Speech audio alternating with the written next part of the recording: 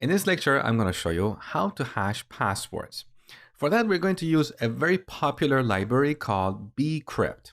So here in the terminal, let's install bcrypt. So note the version that I'm using. That's version 1.0.3. Now here I'm going to create a playground file. So you learn how to work with this bcrypt library, and then we're going to take that code and put it in our route for hashing the password of new users. So let's create a new file, hash.js. In this file, first we need to load bcrypt. This returns an object. We store it here, bcrypt. Now, to hash a password, we need a salt. What is a salt? Well, imagine our password is 1234. When we hash that, let's imagine we will get a string like this. Now, this hashing algorithm is one way. So if we have ABCD, we cannot decrypt this and get 1234. So from a security point of view, that's great.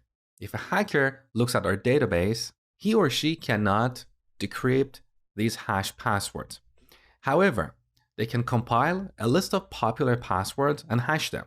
And then they can look at the database of our application. They find this hash password and they know that ABCD represents 1234. So that's why we need a salt.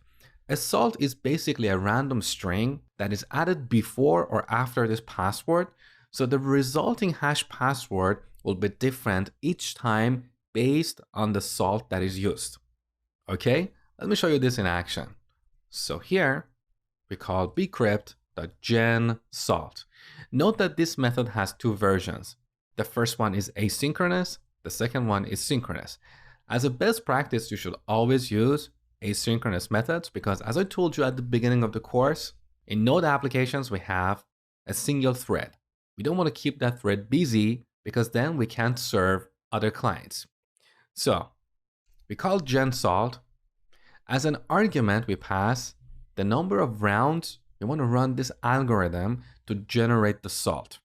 The higher the number, the longer it's going to take to generate the salt, and also the salt will be more complex and harder to break. So the default value is 10, we're going to use that.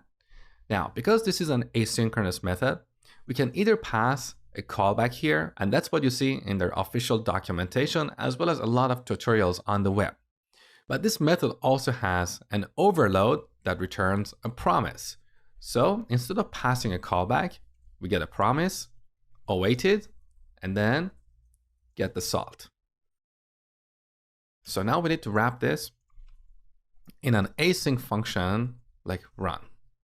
Okay, so let's log the salt on the console. And finally, let's call this run function.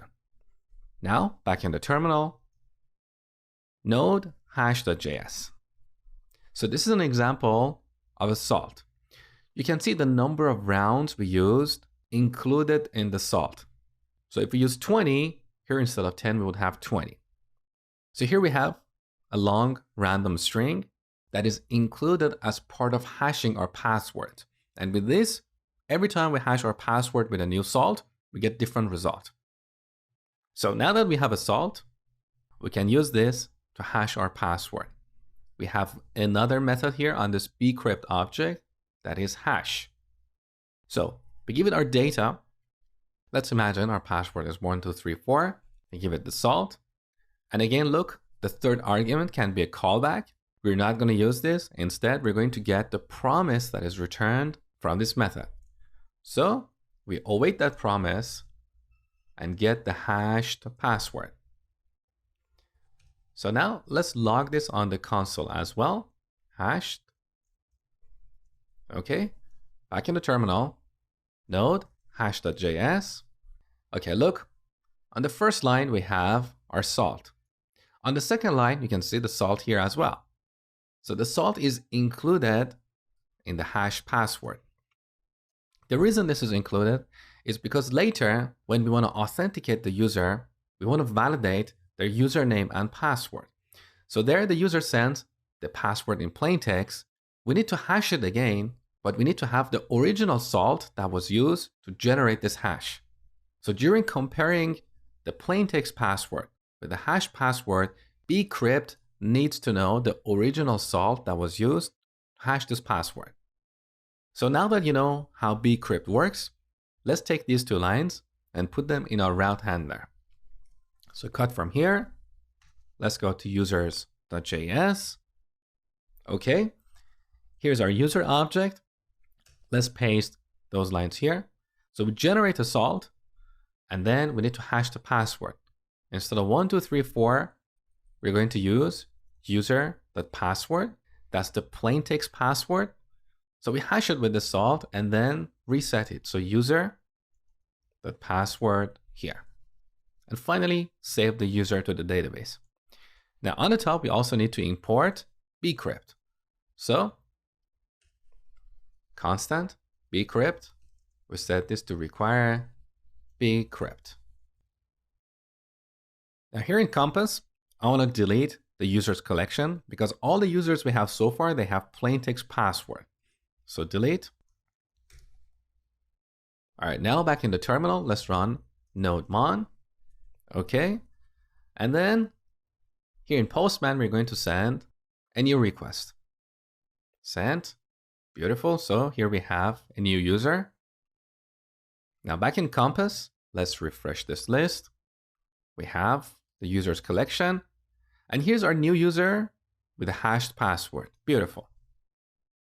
So we have implemented this endpoint to register new users. We're done here. Next, we're going to look at authenticating users.